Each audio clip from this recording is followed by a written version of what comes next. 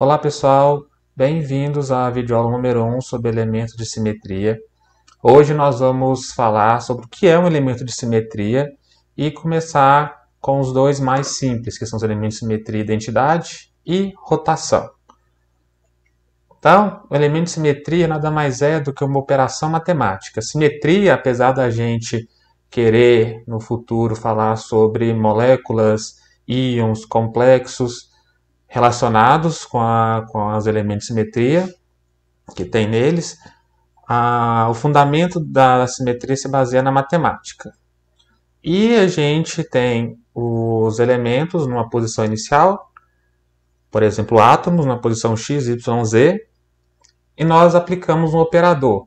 Esse operador, que é o operador de elemento de simetria, tá? Ele vai fazer uma manipulação nessa posição x, y, z, e ao final nós vamos ter uma posição final para esse átomo, x', y', z'. O elemento de simetria é aquele operador que atua sobre a posição, no caso do átomo ou da ligação, e no final nós temos, nesse conjunto de átomos que mudaram-se de posição, uma situação em que eu não consigo diferenciar da posição inicial, era indistinguível do objeto de partida, tá? Então aqui, por exemplo, eu trouxe um caso, que seria esse vetor, que eu marquei em vermelho, tá? Se nós rodarmos ele de 90 graus, nós vamos ter que aplicar sobre a posição dele este operador, que tem as componentes nessas posições aí, uns e zeros nessas posições. Isso vai dar uma rotação de 90 graus. E aí o vetor resultante vai ser esse laranja, tá? Que está girado de 90 graus em relação ao de partida. Se nós pegarmos o vetor vermelho e aplicar esta matriz sobre ele, sobre a posição dele, que é 1 e 0, tá? As componentes dele, ele vai fazer uma rotação de 180 graus. Então vai para lá do outro lado do plano cartesiano. E se nós aplicarmos agora uma rotação 280 graus, precisamos desta matriz e também podemos, que vai gerar este vetor no caso, e também podemos aplicar uma rotação de 360 graus que não vai alterar a posição, vai dar um giro completo de 360 graus, tá? E para este vetor em vermelho, essa operação de 360 graus é um elemento de simetria, porque ela dá um giro completo e volta na posição original, tá? Então, nós já descobrimos aqui um primeiro elemento de simetria, essa rotação de 360 graus, com elemento de simetria especial. Ele é chamado de identidade, tá bom? Então, toda vez que fizer uma rotação de 360 graus, nós temos a identidade. Ela é dada por essa letra E, e a primeira observação é que todos os objetos sempre vão ter, pelo menos, a identidade como simetria. Qualquer coisa, seja átomos, moléculas, enfim, objetos tridimensionais, bidimensionais, que não sejam átomos e nem moléculas, todos eles vão ter a identidade como elemento de simetria. Você pode rodar de 360 graus, que não vai ser diferente do objeto de partida. Vamos pegar agora outras possíveis rotações. Tá? Para aquele vetor, aparentemente só aquela rotação de 360 graus era possível para ser um elemento de simetria. Tá? Mas vamos pegar aqui um objeto um pouco mais complexo, como por exemplo o triângulo, tá? Bidimensional. Eu vou colocar esses três números aqui no triângulo, então 1, 2 e 3, para vocês conseguirem acompanhar a rotação. Tá? E o primeiro eixo de rotação que nós vamos trabalhar, vamos pegar aqui no centro do triângulo. Tá bom?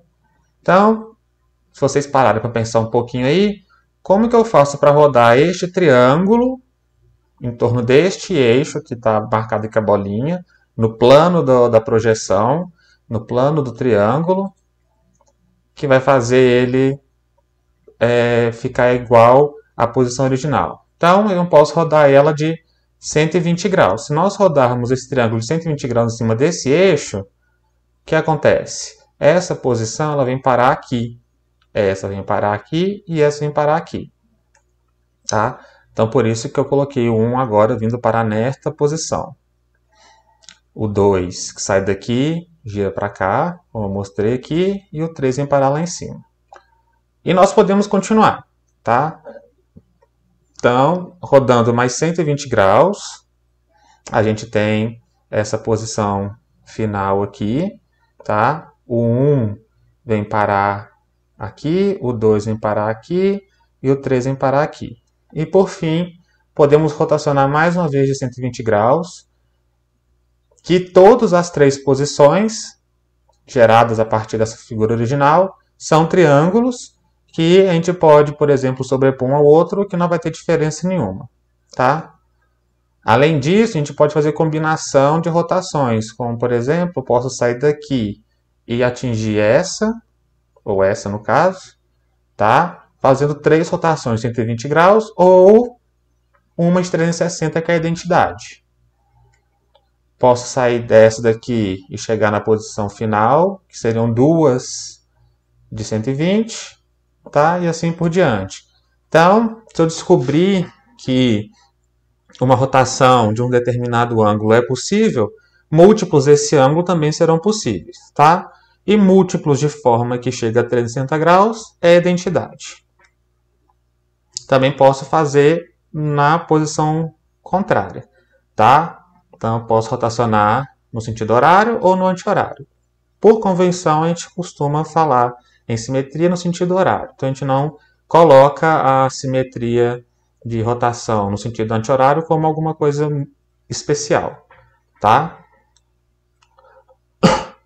E aí, então, nós temos várias possibilidades, tudo isso em torno de um eixo só. Esse triângulo, mesmo na forma bidimensional dele, nós temos outras formas de rodar esse triângulo para obter situações que não se distinguem da posição original, tá? Então, a gente pode pegar um eixo de rotação passando aqui no vértice e na mediana do lado oposto. E fazer uma rotação aqui de 180 graus. Então, ele vai pegar um triângulo que ele é assim, né? Nessa posição, vamos fazer isso, 180 graus. Tá? Como é uma figura plana, um lado é igual ao outro. Então, na hora que eu faço a rotação, os dois lados são iguais entre si. Tá? Se fosse uma figura que fosse um lado de uma cor e outro lado de outra, já não seria um elemento de simetria para esse triângulo. Então, nós podemos fazer a rotação de 180 graus. E aí, o 1 ele fica fixo. Enquanto que o vértice 2 e o vértice 3 trocam de posição. Tá? E aí nós podemos fazer mais uma rotação de 180 graus a partir dessa, que a gente volta na posição original. Então, 180 graus, depois mais 180, então nós temos a identidade. Tá? Nós podemos fazer a mesma coisa nos outros dois vértices. Então, nós temos um eixo de rotação de ordem 3, no triângulo, que está saindo aqui do plano do triângulo, e temos 1, 2 e 3 eixos de rotação de 180 graus. Tá? Então, nós temos várias possibilidades de rotação de múltiplos de 180, tá bom? E nós temos 3 eixos de rotação distintos de 180 graus nesse caso aqui. Então, vamos aumentar um pouquinho mais a complexidade desse nosso sistema. Então, vamos passar agora para uma figura de 4 lados, um quadrado. Tá? Vou escolher o quadrado porque a gente pode rodar agora de quantos graus aqui para poder chegar na posição que é indistinguível da anterior. No triângulo é de 120, no quadrado agora vai ser de 180 graus. Tá? Desculpa, 180 não, de 90. Então, rodando 90 graus em torno do eixo aqui da posição central do quadrado, o que acontece? O lado 1, o vértice 1 vem parar no 2, o 2 vem parar no 3, o 3 vem parar no 4, o 4 no lugar do 1. E nós podemos fazer isso várias vezes, até chegar na posição final, que se fizer mais uma de 180 graus, a gente volta para o início. tá? E podemos fazer aquelas outras combinações de rotação de 90 graus também, como por exemplo fazer uma rotação dupla de 90 graus, que é uma coisa como de 180 em torno desse eixo, tá? Podemos fazer 3 de 90, que dá 270, tá? Então, o quadrado tem várias formas de rotação, tá? Mais que um triângulo em torno desse eixo, tá? Então, é um eixo de rotação de simetria maior. Tá? Quanto mais combinações eu posso fazer em torno daquele eixo, maior é a simetria dele. Porque o ângulo de rotação é menor. Tá? Então, quanto menor o ângulo de rotação que você consegue encontrar, maior vai ser a simetria relacionada àquele eixo de rotação. Tá?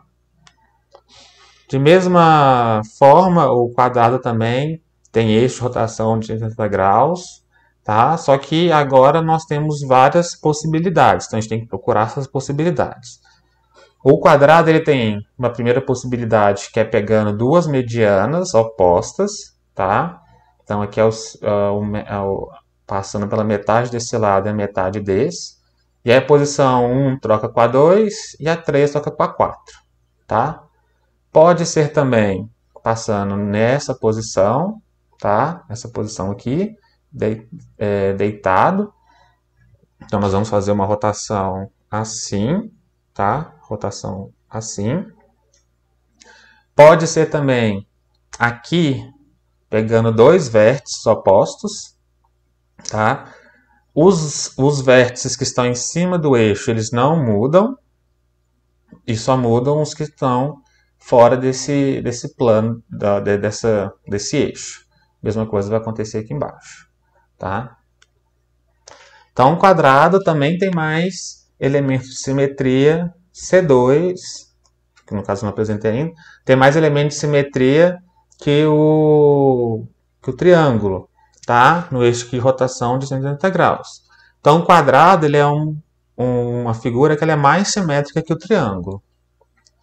E a gente pode fazer essa analogia aumentando o número de lados. Então, quanto maior o número de lados dessas figuras regulares, maior vai ser a simetria. Então, por exemplo, o triângulo vai ter um eixo de rotação de 120 graus, que é o que está saindo para fora do plano, 3 eixos de 180 graus, o quadrado já é um de 90, 4 de 180, aí vocês estão vendo um padrão, né? O número de lados nessas figuras representa o número de eixos, de 180 graus. De 5 lados, o eixo principal, esse para fora do plano, é 1/5 de 360 graus, que dá 72.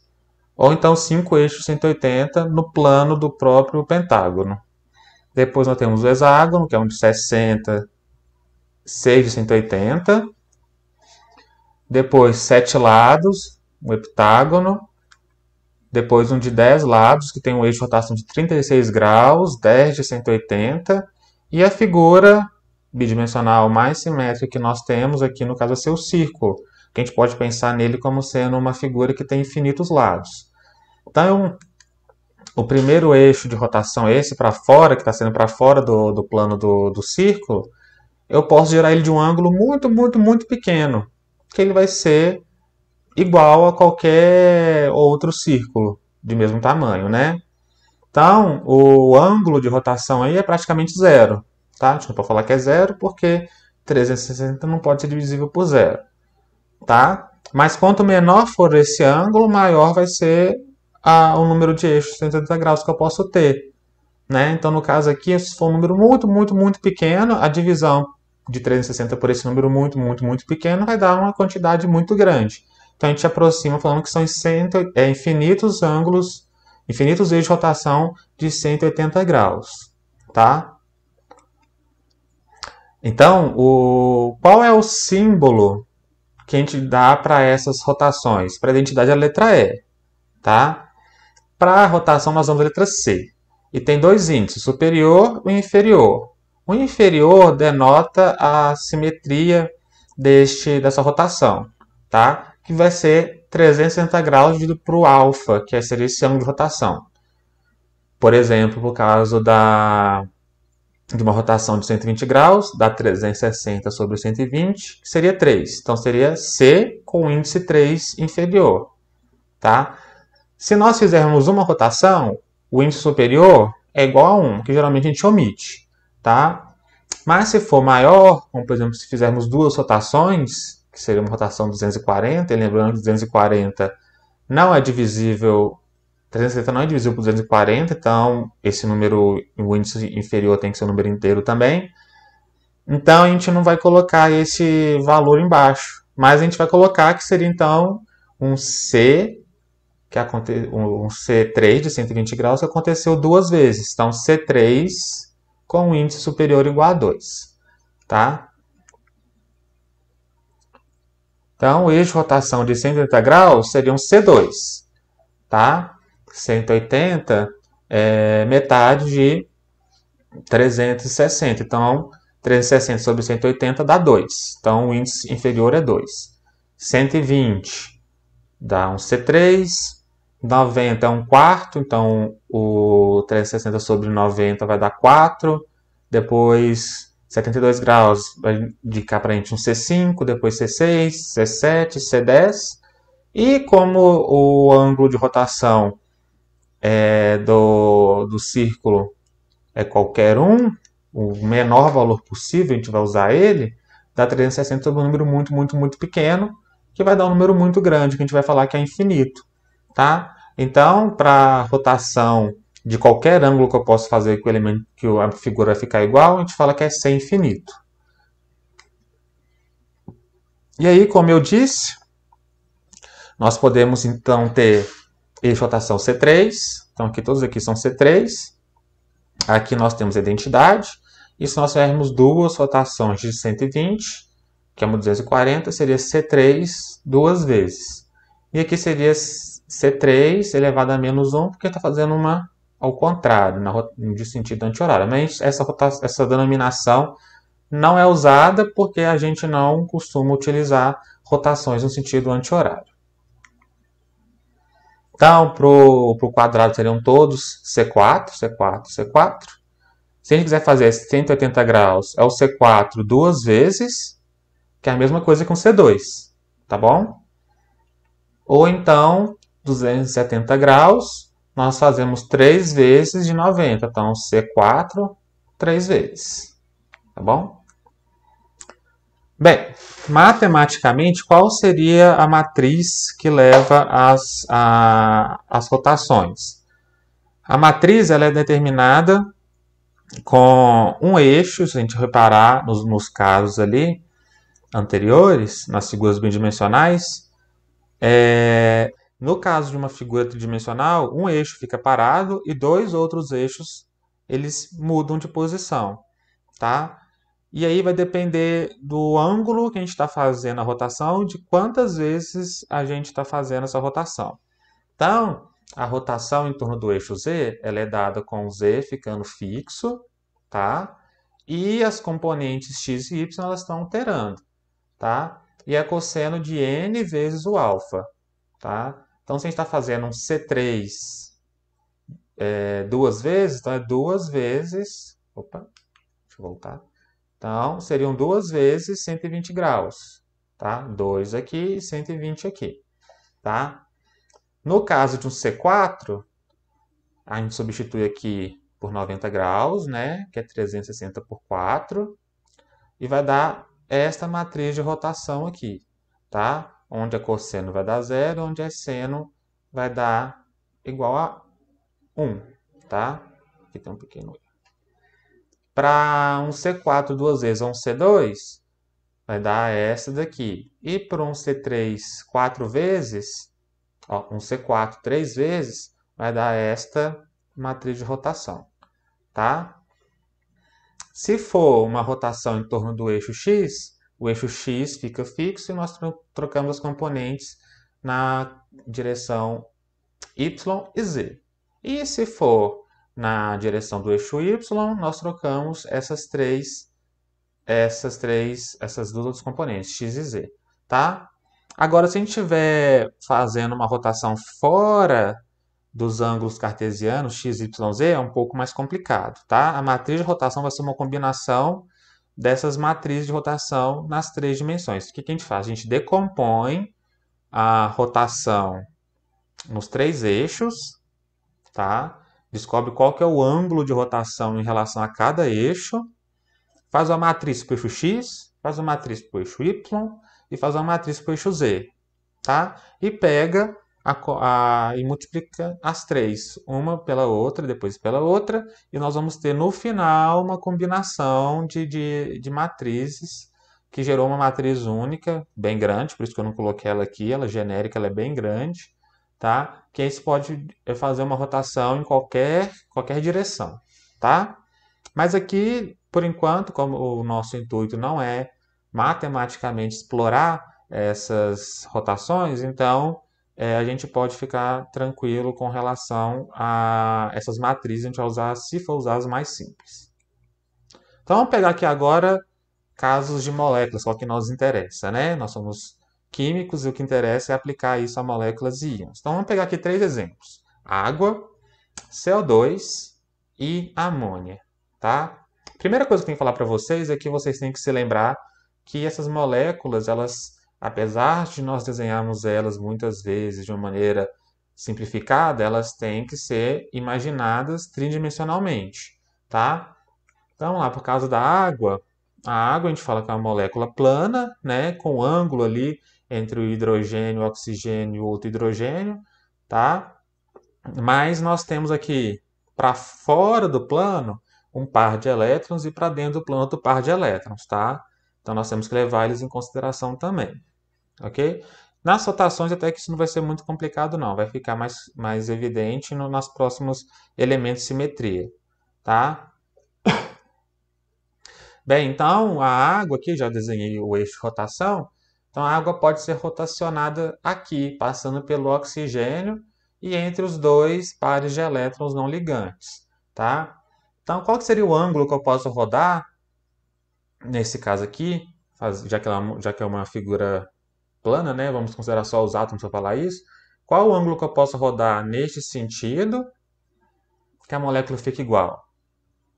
Bem, o ângulo seria o ângulo de 180 graus. Então, nós podemos aplicar aqui um eixo C2, tá? Se nós fizermos o eixo C2, o oxigênio fica na posição dele, né? E o hidrogênio que está marcado como hidrogênio 1 vai parar na posição do hidrogênio 2 e vice-versa. E o par de elétrons que estava para trás do plano vem para frente, o que está para frente vai para trás, tá? Como os dois pares de elétrons são indistinguíveis, eu não troquei a cor deles aqui. Troquei só a posição dos átomos, mas tem que levar isso, colocar isso na mente na hora de fazer para moléculas mais complicadas, tá? Bem, o CO2, ele já é uma molécula linear, né? O carbono que faz uma dupla ligação com cada átomo de oxigênio, tá? Então, eu coloquei aqui que a gente pode fazer uma rotação também, passando em cima do carbono, que é nesse eixo, porque o CO2 é uma molécula linear, né? E aí nós podemos fazer, então, primeiro uma rotação de 180 graus, que aí o carbono fica na posição dele mesmo, o oxigênio 1 troca de posição com o oxigênio 2 e vice-versa. Existe outra posição para fazer rotações? Bem, existe sim. Nós podemos pegar aqui agora, desenhar dessa forma, como se fosse um eixo que está saindo do plano da molécula, tá? E aí eu posso rotacionar em 180 graus, fazer assim. A molécula, o CO2, ele está aqui, né? Vou pegar esse canudinho aqui para representar. E nós temos um plano que está aqui, né? Um plano, não, um eixo de rotação, né? Que está aqui. Eu vou fazer o quê? Eu vou fazer isso com ele, tá bom? E aí vai dar o mesmo efeito da posição anterior. E nós podemos fazer isso em qualquer direção em torno deste eixo, tá?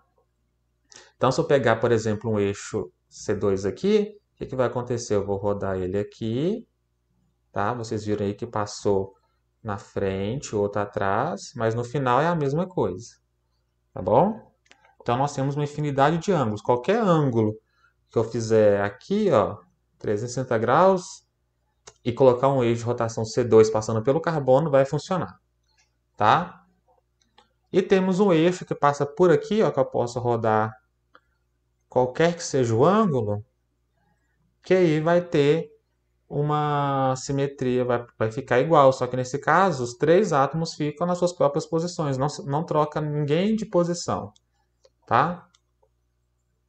Vamos pegar agora a amônia, tá? Lembrando que a amônia tem geometria piramidal, tá? Tem um par de elétrons ali que faz com que a amônia não seja trigonal plana, tá? Então isso é muito importante levar em consideração. Só que para a gente analisar essa molécula, vamos ver ela de cima. Fica mais fácil de analisar a amônia vendo de cima. Que aí forma esse triângulozinho aí, tá? Mas vamos deixar sempre em mente que tem um par de elétrons aqui em cima do nitrogênio, tá? Que faz com que no final a geometria não seja trigonal plana. Isso daqui é só uma visão, tá?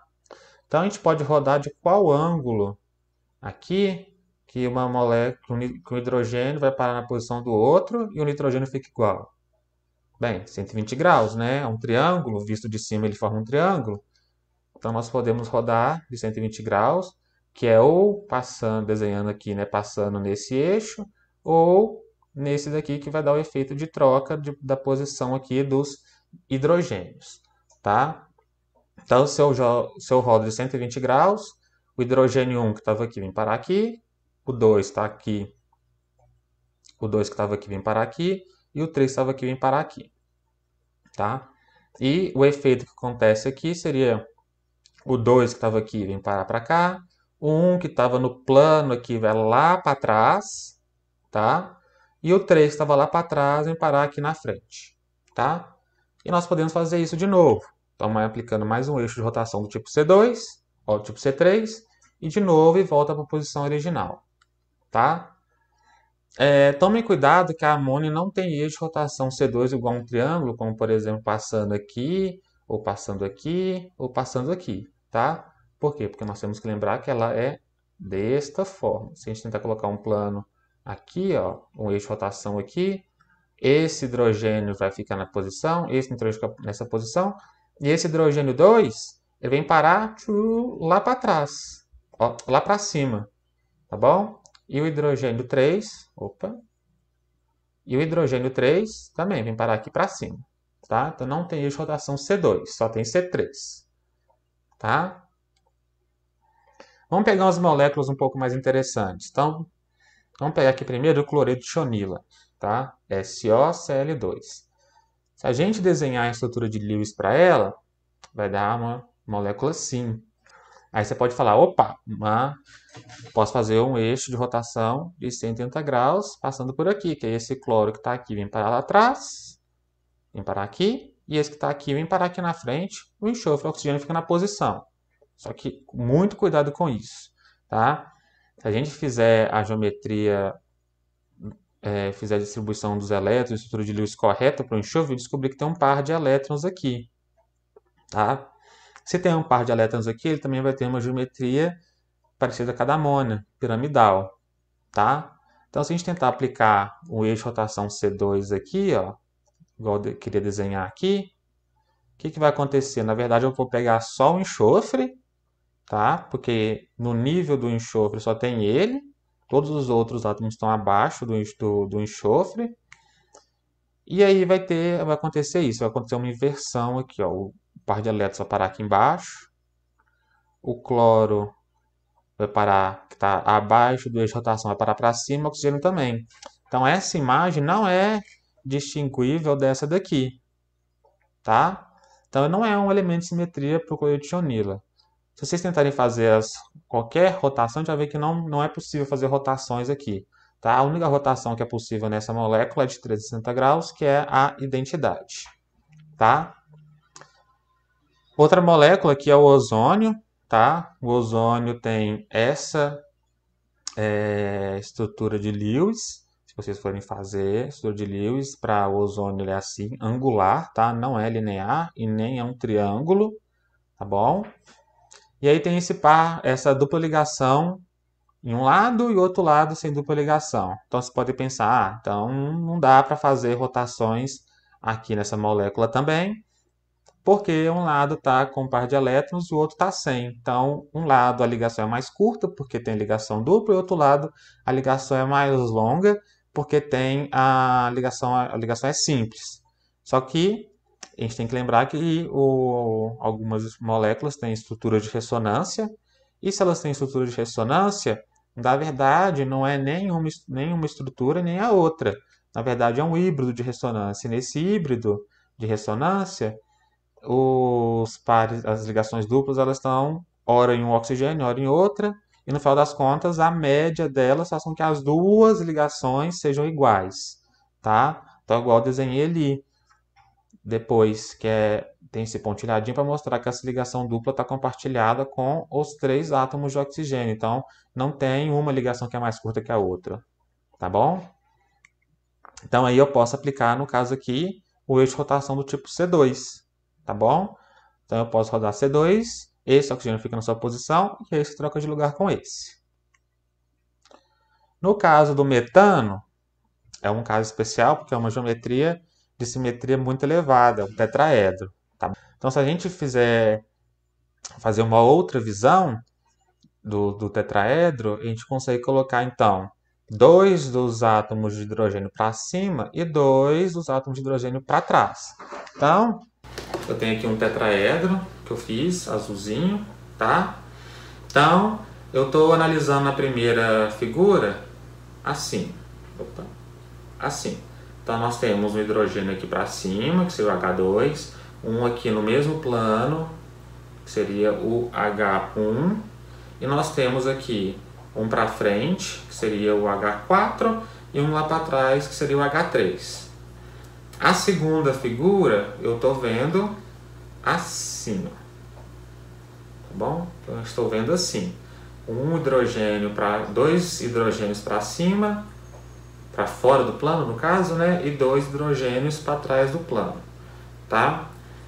Neste caso, se eu pegar e passar um eixo de rotação bem aqui, ó, bem aqui, tá bom? Na mediana desses pares de hidrogênio, eu posso rodar de 180 graus.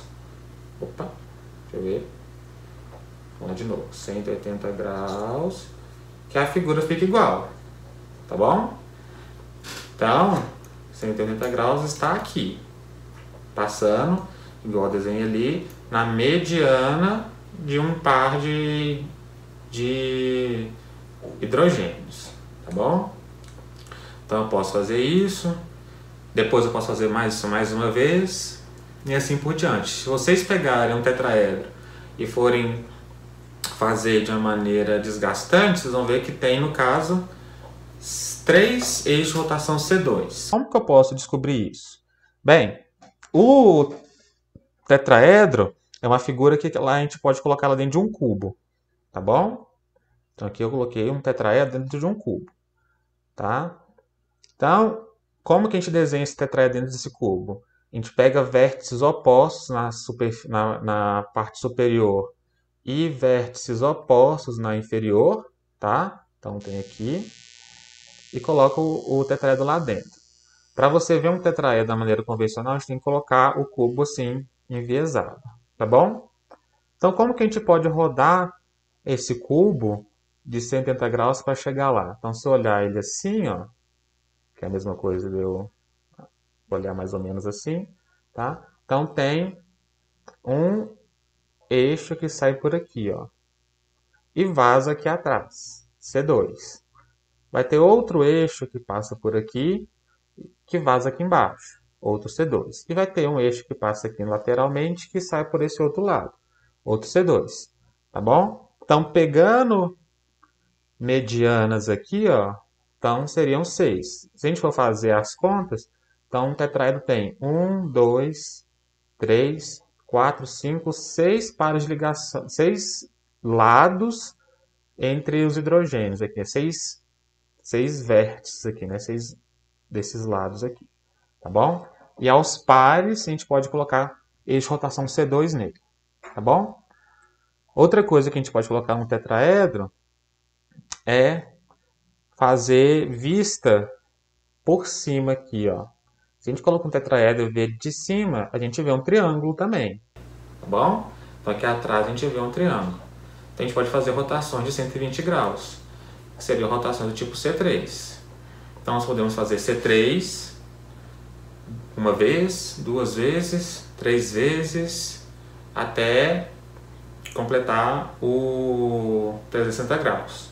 Ou então fazer um C3 2 vezes, tá bom? Então nós temos 4 eixos C3, que coincide então com a ligação carbono e hidrogênio. Então cada vértice aqui é um eixo de rotação do tipo C3. Se a gente olhar no cubo, o cubo também vai ter. Se a gente olha o cubo assim, ó, opa, assim, a gente consegue ver que aqui atrás forma um triângulo com essa aqui, nessa aqui e essa, e aqui na frente com... Vamos agora para moléculas um pouquinho mais complexas. Aqui eu trouxe o ciclo hexano em 2 formas, na forma cadeira e na forma barco, tá bom? E o benzeno, tá bom? Então, vamos primeiro pegar aqui o ciclo hexano na forma cadeira. Se vocês quiserem, vocês podem paralisar o vídeo agora, tá? Tentar fazer os eixos de rotação e conferir depois o resultado, tá? Então aqui fica o nosso ciclo hexano. A melhor forma de ver o ciclo hexano na forma cadeira é colocando alguns átomos de hidrogênio que estão para cima e para baixo de cores diferentes, tá bom? Então, eu desenhei ali para vocês já estão vendo a resposta aí, mas eu trouxe aqui também um ciclo hexano. Então, o ciclo hexano na forma cadeira ela é assim, tá bom? Deixa eu ver melhor, assim, tá? Então, vou colocar igual o desenho tá ali. Vermelhinho para cima e o azulzinho para baixo. Os eixos de rotação C2, eles pegam aqui, ó, em cada uma das duas, no meio de cada ligação carbono-carbono. Então, eu vou pegar essa aqui de trás e essa aqui da frente e vou rodar em torno dela. Então, aí, viram? O hidrogênio veio parar aqui para cima, né? Era vermelho e se tornou azul, tá? E o azul fica vermelho. Posso pegar um outro par aqui, fazer a rotação a 60 graus, que vai dar sempre a mesma coisa, tá bom? Então, como tem 6 átomos de carbono, cada par de ligação vai ter um eixo de rotação do tipo C2. Então, nós temos 3 eixos C2. Agora, se a gente olhar de cima, a gente vai ver então que tem 3 azuisinhos e 3 vermelhinhos. Se a gente rodar nesse eixo aqui de 120 graus, o azulzinho vem parar aqui de novo, esse vai parar aqui. Se eu rodar de mais 120 graus, vem parar aqui. E assim por diante. Tá bom? Então eu posso fazer C2, né? Pegando 3 eixos aqui. Então tem 3 eixos do tipo C2. Um eixo C3, que é esse que passa aqui no meio. E ele pode ser C3 ou C3 2 vezes. Tá bom? C3 3 vezes a identidade, que eu já coloquei ali na lista. Então vamos passar para o próximo. Agora seria o ciclo hexano na forma cadeira. Tá bom? Na forma cadeira, na forma barco. Tá? Na forma barco ele é muito menos simétrico. Veja aqui, eu coloquei o desenho da forma barco. E aí a única forma de rotação que eu posso fazer é de 180 graus aqui, ó. Tá bom? Não posso rodar aqui, senão ele fica de cabeça para baixo. Não é uma identidade, não é um elemento de simetria, porque não ficou igual à posição original, que é assim. Não posso rodar aqui, senão fica para baixo. Não posso rodar aqui, né, pegando essas que estão para cima, que ela fica para baixo também, e assim por diante. Tá? Então, a única forma de rotacionar isso seria assim, ó. Tá bom? O eixo passa por aqui. Tá? Então, este carbono vem parar aqui, este carbono vem parar aqui atrás, e esse carbono de trás vem parar aqui na frente. Tá bom? É um eixo tipo C2, tá? O benzeno também tem, igual o ozônio, ele tem ressonância, tá bom? Então a gente tem que lembrar que tem essas estruturas de ressonância, e aí o benzeno ele tem todas as ligações de mesmo comprimento também, tá? Então não localize as ligações duplas para fazer as elementos de simetria do benzeno, tá? Então numerei alguns dos carbonos para a gente poder acompanhar para onde que eles vão depois do elemento de simetria, tá? Então temos rotações de 180 graus, que passa primeiro em cima de um par de cada átomo de carbono, nesse caso aqui, o 1 e o 4 ficam igual, e o 2 e o 3 vão para a parte que não está numerada. E também tem várias outras, dessa vez agora passando em cima da mediana de cada ligação carbono-carbono, tá bom? Aos pares também, tá? E aí vocês estão vendo todas as possibilidades. Então, todos são 6 rotações do tipo C2, tá? E como nós temos 6 átomos no plano, que formam um hexágono regular, nós podemos fazer também um eixo de rotação do tipo C6, que está saindo aí do plano do benzeno, tá? Então podemos rodar de 60 graus várias e várias vezes. Se a gente roda duas vezes, 60 vezes 2 dá 120, então seria um C3. Se a gente roda de 60 graus 3 vezes, dá um C2, que seria 130 graus. O C4 ou o C6 4 vezes são 240 graus, que é a mesma coisa que um C3 duas vezes. Tá bom? A única que não dá igual seria o C6 cinco vezes. Não tem nenhum outro elemento de simetria que a gente pode transformar nele. Tá? E temos a identidade, que seria o C6 rotacionado 6 vezes. Tá bom? Então, o benzeno possui 4 eixos de rotação C2, tá bom? 4 eixos não, seriam 6 eixos de rotação C2, tá? Desculpa. Seria 6 eixos de rotação do tipo C2, depois C3, C3 duas vezes, tá bom? C6, C5 duas vezes, identidade. Por hoje, então corta. Então é isso, pessoal. Então agora, na segunda videoaula, nós vamos falar sobre os outros elementos de simetria, tá? Esses foram apenas 2 e existem outros 4 para a gente poder falar, tá bom? Então até a próxima videoaula.